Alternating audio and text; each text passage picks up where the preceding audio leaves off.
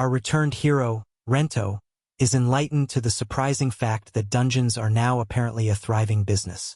Who knew battling monsters could be so profitable? Such an innovative age. Our interdimensional hero is now quite busy playing games while a woman yells at him to get a job. Meanwhile, his virtual sister adores him, unlike real life. Truly inspiring. Rento's grand return after 5 years is met with immediate, enthusiastic nagging from his mother. Apparently, "Where have you been?" quickly transitioned into, "Why aren't you Guma?"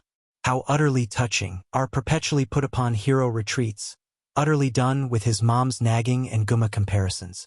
After all, he just spent 5 years heroically battling in another world, which, is exhausting. Our freshly summoned hero is immediately hailed as the chosen one to slay the demon lord. He predictably gathered companions and fought generic hordes, because that's just how these things work. The demon lord was vanquished, as expected. Less expected, perhaps, was our hero being the only one left standing among his companions. A truly shocking development for an Isekai protagonist. With the demon lord vanquished, the locals are surprisingly keen to send their hero back to his world, not bothering to mourn his fallen comrades.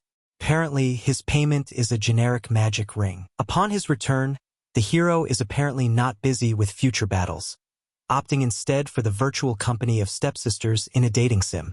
A man of refined tastes, indeed. Rento's quiet dating sim session is interrupted by a visitor, Guma, who kindly points out that Rento, fresh from another world, looks absolutely terrible.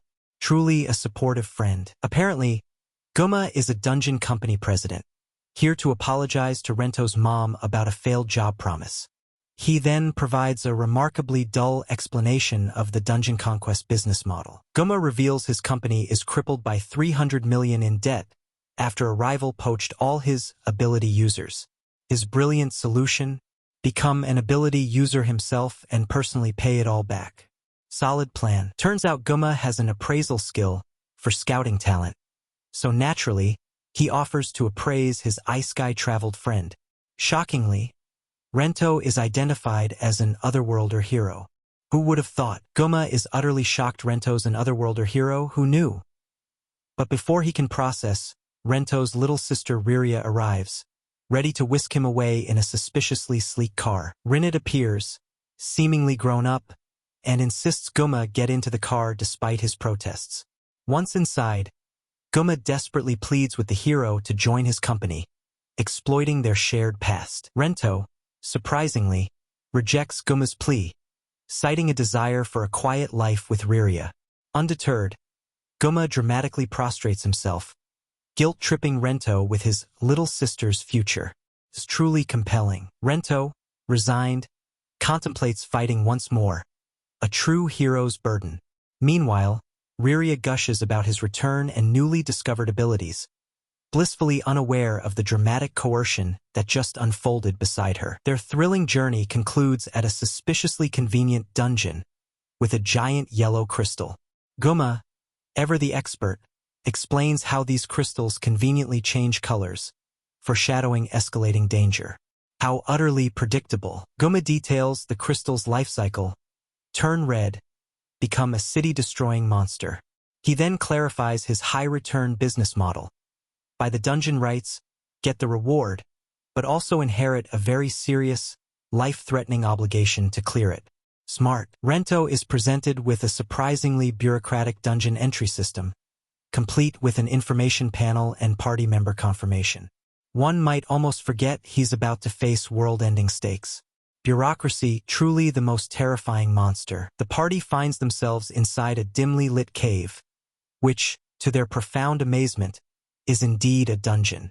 Rinnet seems slightly disoriented, probably wondering if her bring-your-little-sister-to-work day really needed this much dusty ambience. Immediately upon entering, the dungeon delivers on its promise with a truly monstrous welcoming committee.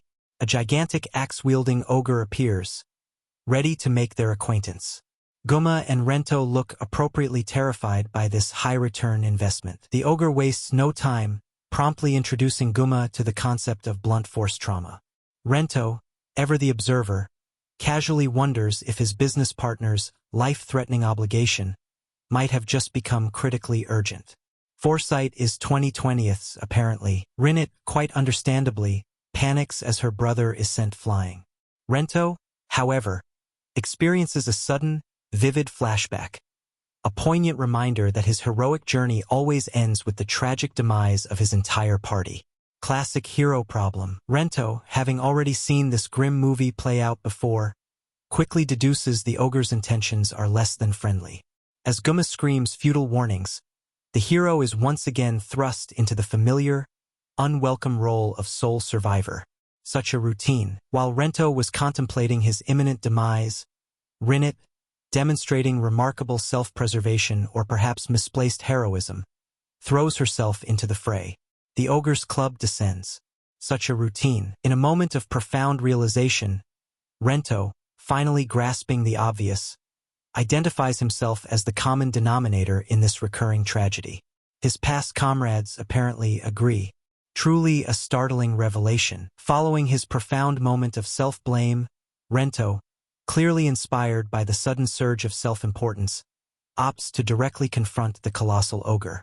He still manages to look mildly surprised by his own actions. In a stunning display of what can only be described as poor impulse control, Rento charges forward, connecting directly with the ogre.